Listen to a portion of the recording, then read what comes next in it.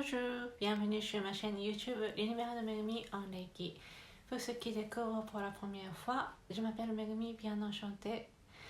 Pour ceux qui me suivent depuis le début, je vous remercie. J'ai pu enfin terminer cette année 2024 grâce à vous.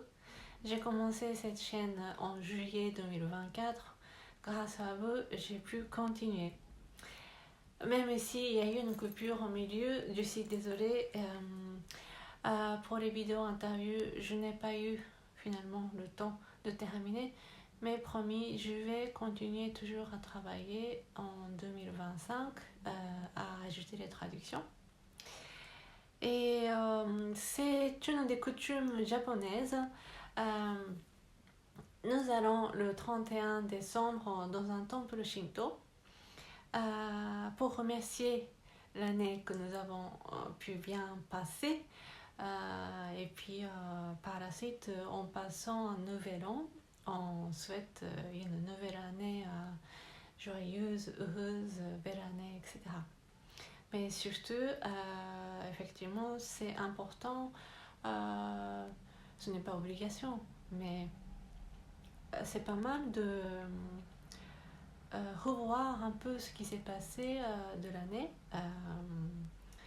et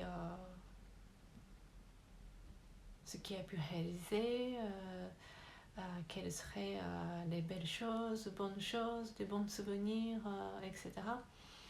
Et remercier ce qu'on nous laisse vivre, etc. Et donc voilà, pour moi, 2024, c'était une année assez challenge quand même. J'ai pu lancer pas mal de défis, par rapport à moi. Et notamment donc cette chaîne YouTube. Vraiment, je vous remercie de vos patience avec ma langue et ma façon de parler et ma façon d'exprimer. Je trouve que ce n'était pas facile, mais je vous remercie. Mais dedans, il y a tous mes sincères pensées et transmissions. Donc voilà. Et nouvelle année qui vient, donc dans quelques heures. Au Japon, c'est déjà passé. Hein, ils sont en train de fêter en 2025. Nous allons rattraper quelques heures plus tard.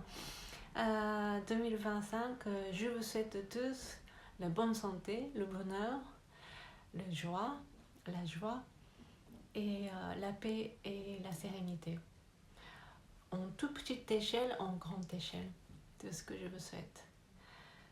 Et pour moi, 2024, c'était une année beaucoup de challenges, mais en même temps, c'était l'année où j'ai pu enfin eu une sorte de conclusion par rapport à mes essais, mes projets, jusqu'où je pourrais ouvrir et approfondir ma capacité de l'adaptation, de l'accordation, de synchronisation, de l'harmonisation dans ce domaine-là, vu que l'enseignement de Usui Mikao Sensei, le fondateur du Reiki, et un Shinritsume, c'est d'être heureuse n'importe quand, avec n'importe qui, dans n'importe quelle situation. Peut-être pas entièrement de ma vie, toute ma vie, que je vais m'adapter, mais juste quelques heures, quelques jours, quelques mois, ce serait été à moi de pouvoir accorder et harmoniser à des situations qui se représentent à moi. Puisque je suis maintenant maître enseignante du Reiki, je ne peux pas choisir les gens qui viennent à moi pour demander des aides, des informations, des enseignements et des séances de Reiki. Surtout, je guide pour qu'ils puissent reprendre leur force, leur force de l'auto-guérison. Et donc voilà, il fallait que je comprenne leur contexte, pourquoi ils sont comme ils sont, tels qu'ils sont, et quelle serait leur histoire, quelles seraient les histoires de leurs ancêtres, quelles seraient leurs croyances, qu'est-ce qu'il est, etc., etc. Donc c'était à moi d'aller comprendre aussi. Mais par ailleurs, la guidance en Reiki, ça dépasse de nos connaissances intellectuelles. Donc au final, voilà, je laisse tout faire à mes mains du Reiki. Mais voilà, depuis 6 ans, depuis 3 ans, toutes ces années, et ce que j'ai essayé, j'ai l'impression d'avoir eu quelques récoltes. Là, en 2025, j'essaie de me purifier, d'avoir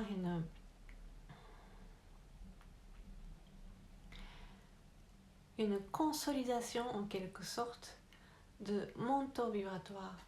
Quelle serait la vibration que je souhaite émettre de mon cœur et de mon être, de mon authenticité. Oui, c'est un peu compliqué puisque lorsque nous parlons le français, il faut mettre moi, mon être, ton être, notre être, etc. Parce que c'est tout simplement l'être. Oui, moi en tant que je m'appelle, en tant que Megumi, je parle et que c'est avec mon identité que je parle. Donc oui, peut-être il faut que je mette ce terme mon être, mais oui, avec mon corps, avec mon kokoro, mon esprit, ma conscience. Mais à la fois ça appartient à moi, mais à la fois c'est quelque chose de collectif, c'est quelque chose de commun, c'est quelque chose de notre être. Avec cet être-là, il y a des résonances à pouvoir émettre encore de chacun. Donc ces résonances-là, ces vibrations-là, le plus pur possible que je pourrais émettre avec mon corps, donc oui, ça revient quand même à mon être. Donc j'essaierai de purifier, d'aller le plus authentique possible de mon taux vibratoire, ma vibration que je puisse émettre. Avec ça, qu'est-ce que je pourrais apporter au monde, à tous les êtres, vivants, pas vivants, peut-être pas, mais voilà, c'est ce que je vais essayer. Ça se terminera pas, je pense pas que ça se termine juste en une seule année, mais voilà. Et ça, c'est mon sujet. Par la suite, dans le menu de ma séance de Reiki, il y a ce menu, le parcours initiatique en 32 étapes. Le but de ce menu, c'est en 32e étape, et c'est de pouvoir s'unifier les deux extrémités que nous avons tous en nous, deux parties sacrées que nous avons. Mais ces deux polarités qui sont complètement opposées. Nous avons tous ça, dans tous les domaines. Au début, je pense que ça apparaît comme une sorte de dualité, mais c'est juste une étincelle et que c'est juste un passage.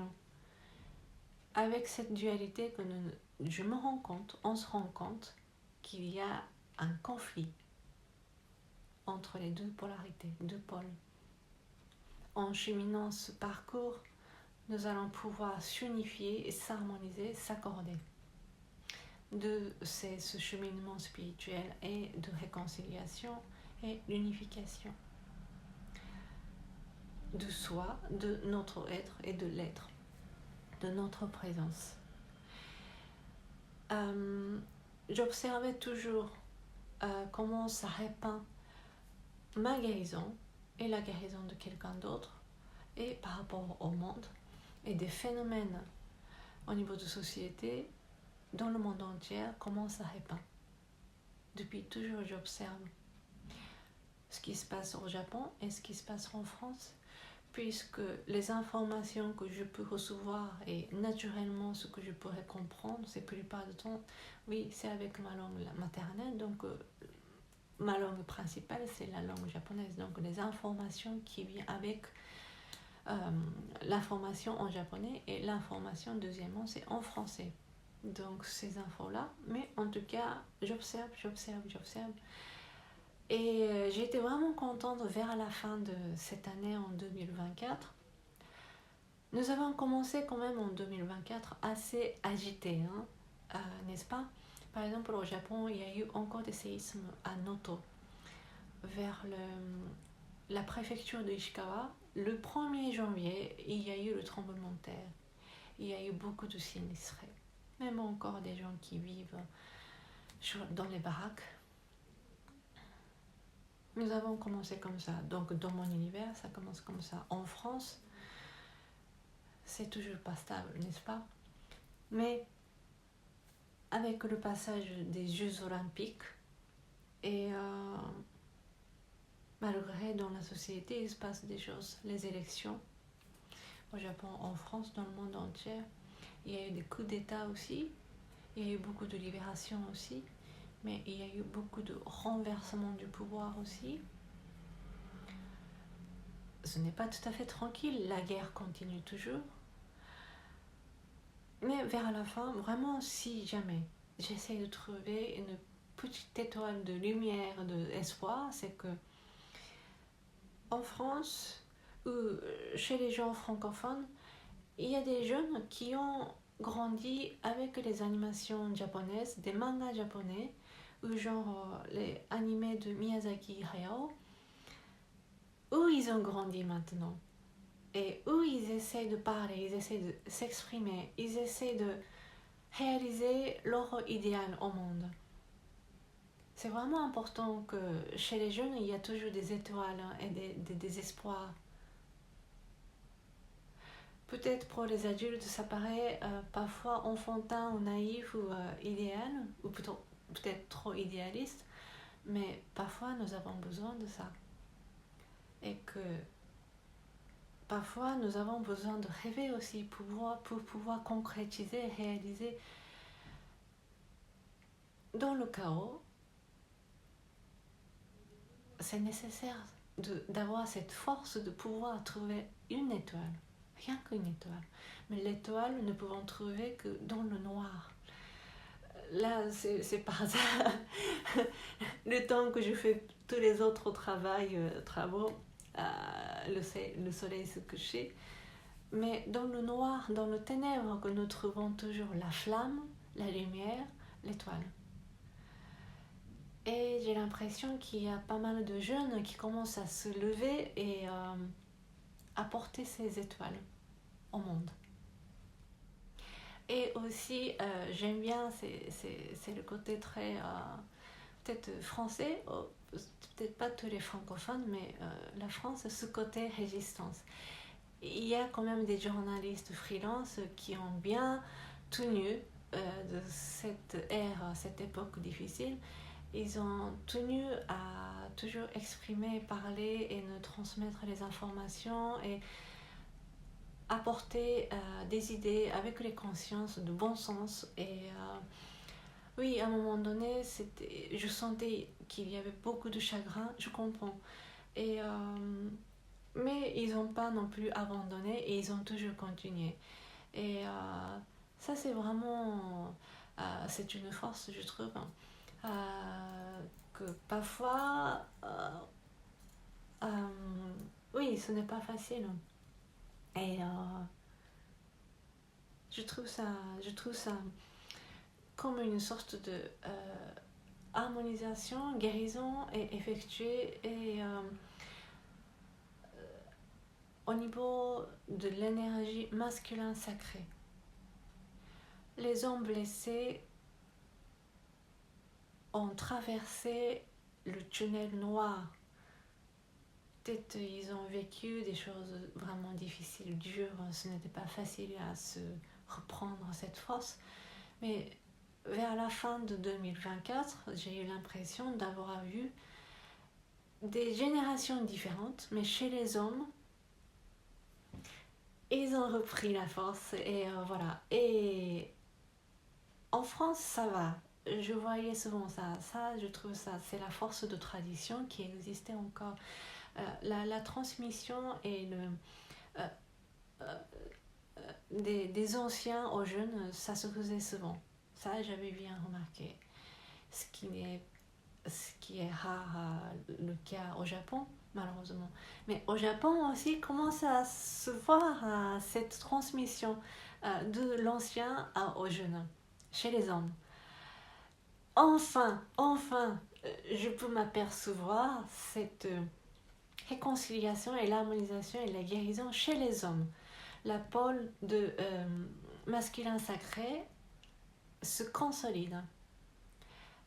Il y a plus en plus des hommes blessés qui commencent à surpasser ces défis et ils apportent la lumière, ils apportent des étoiles. Et je pense que nous allons passer une époque, tout le monde a des rôles, tout le monde a des postes à remplir comme rôle et des fonctions. Tout le monde n'a pas besoin d'être un héros, mais juste rien que son être propre, l'être de chacun devient un héros. Avant, c'était juste une unique présence, un être qui devient un Dieu comme Jésus. Mais je pense que nous allons passer vraiment une époque, tout le monde a des rôles à jouer importants dans cette terre et que tout le monde est étoile. Voilà. Chacun a ses brillances et chacun a ses espoirs. Oui. Chez les femmes aussi, nous avions besoin de vivre et surpasser cette guérison et réconciliation et l'harmonisation, mais chez les hommes aussi. Et ça se voit souvent chez les hommes. Chez les femmes aussi, nous avons bien travaillé, je pense. Et puis, cette pôle masculin sacré a toujours, chez les femmes aussi, et cette pôle féminin sacré se trouve chez les hommes aussi. Donc, nous avons chacun des travaux à faire. Et voilà, c'est tout ce que... Ça, c'est facile à parler en japonais, mais en français, c'est vrai, effectivement, je n'avais pas fait en vidéo, donc voilà. Pour terminer cette année 2024, nous avons commencé par les agitations, mais nous trouvons toujours des étoiles dans le chaos, dans le ténèbre. Et j'espère et je souhaite qu'une année fructueuse et joyeuse, cette nouvelle année 2025, pour nous tous, pour tous les êtres. Merci d'avoir regardé jusqu'à la fin. On va se retrouver chez les autres vidéos. Arigatou gozaimashita. Mata ne. À bientôt.